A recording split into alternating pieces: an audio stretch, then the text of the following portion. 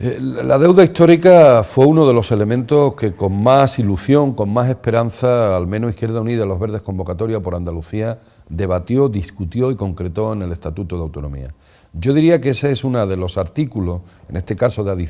las adicionales del Estatuto de Autonomía, en la que Izquierda Unida puso mayor calor. Era un elemento de dignidad del pueblo andaluz. Era al mismo tiempo un aspecto tremendamente importante para hacer posible que los déficits en materia de servicios que hoy mantiene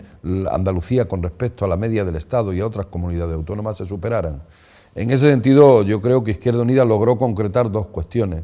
La primera, que había un espacio de tiempo para concretar la cantidad que España le debía a Andalucía, y la segunda, que había también un espacio de tiempo para el cumplimiento de pago de esa cantidad.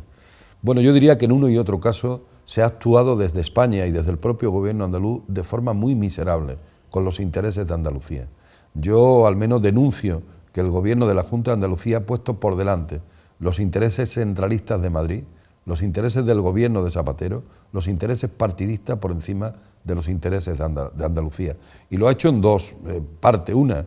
al haber una valoración y concreción de la deuda histórica, yo diría muy raquítica, muy cicatera.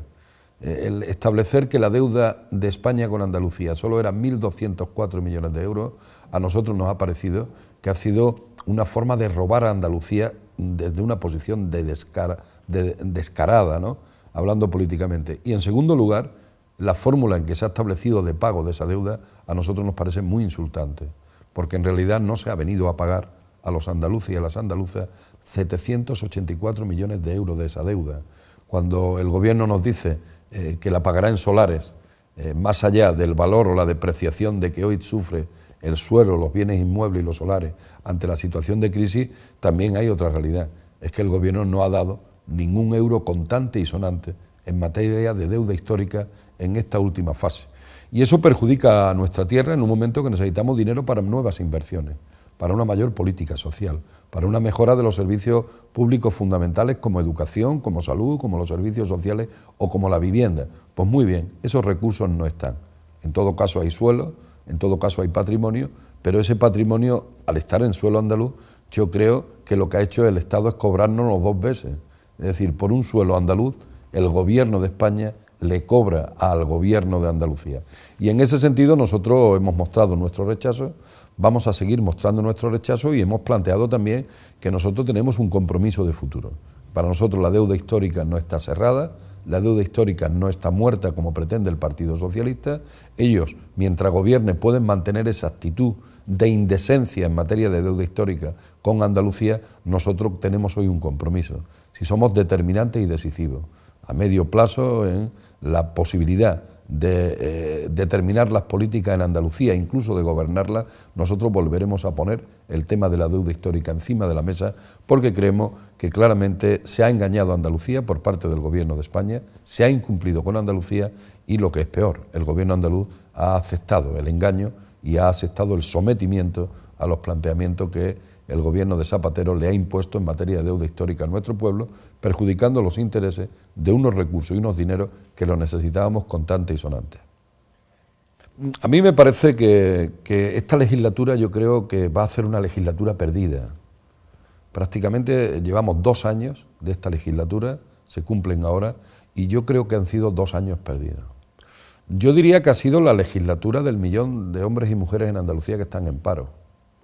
Y en ese sentido, el primer año del gobierno de Griñán se ha significado y se ha señalado por ser el año en el que más ha crecido el desempleo en nuestra comunidad autónoma.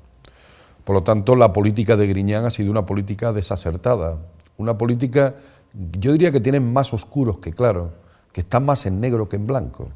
En ese contraste del blanco y el negro, yo creo que en este año del gobierno de Griñán hemos tenido más colores oscuros, más colores negros, 1 millón de parados, cientos, miles de autónomos que han cerrado, pequeñas y medianas empresas que se han visto abocadas a tener que poner el cartel de los lunes al sol, el tema de una agricultura que está en uno de sus peores momentos, en una situación, yo diría, casi de ruina, un sector industrial como el de Huelva, que está en retroceso, un déficit en materia de servicios públicos muy importante, un empobrecimiento en el tema de las rentas, una pérdida de calidad del empleo, un nivel de precariedad de casi el 49% de los jóvenes andaluces en situación de desempleo y paro en este momento. Por lo tanto, con ese cuadro yo creo que nadie puede tener no solo complacencia, sino puede dar por aprobado este primer año de balance político del presidente Griñán. A mí me parece que claramente estamos ante un gobierno que ha suspendido en casi todas las asignaturas. Si a esas asignaturas se le pone también el tema de la traición en materia de deuda histórica, el verse abocado a tener que situar recortes sociales y recortes presupuestarios muy importantes en los 2 próximos o 3 próximos años, yo diría que el gobierno de Griñán simplemente se ha preparado más desde una posición electoralista que desde el pensar cómo iba a solucionar los problemas del conjunto de los andaluces y andaluzas. Y por si fuera poco, el gobierno de Griñán también hemos asistido con él en este primer año al cierre del diálogo político. Habíamos empezado una legislatura en el que empezó a primar en una situación de diálogo constructivo, en positivo, entre las fuerzas políticas en el conjunto de Andalucía. Muy bien, con un ejercicio nuevo de prepotencia, con un ejercicio nuevo de soberbia, el gobierno de Griñán, el presidente Griñán y el Partido Socialista del señor Griñán han cortado en seco el diálogo político, el diálogo entre las fuerzas políticas para afrontar la crisis de forma colectiva y, lógicamente, aceptar las propuestas que desde otras fuerzas políticas se hacían.